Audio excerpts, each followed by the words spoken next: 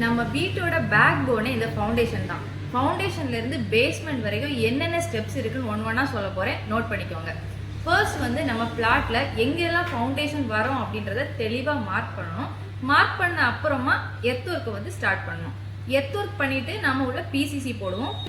BCG போட்டுட்டு ஒரு 1 டே கழிச்சு நம்ம மேட் ரெயின்ஃபோர்ஸ்மெண்ட்டை வந்து உள்ளே இறக்குவோம். அதுக்கப்புறமா காலம் ரெயின்ஃபோர்ஸ்மெண்ட்டையும் நம்ம பிளேஸ் பண்ணுவோம்.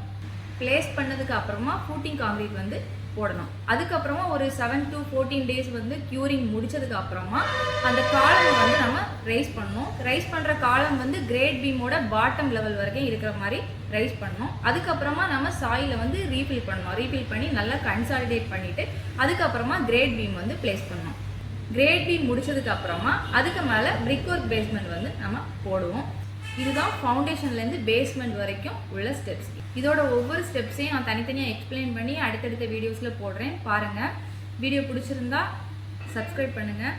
அது மட்டும் இல்லை, உங்களை யாருக்காச்சும் கன்ஸ்ட்ரக்ஷன் நீட்ஸ் இருந்தால் ஸ்க்ரீனில் தெரிகிற நம்பரை காண்டாக்ட் பண்ணுங்கள். கன்ஸ்ட்ரக்ஷன் தவிர்த்து 2D plan, 3D plan, estimation இந்த மாதிரி நீட்ஸ் இருந்தாலும் எங்களை நீங்கள் தாராளமாக காண்டாக்ட் பண்ணலாம்.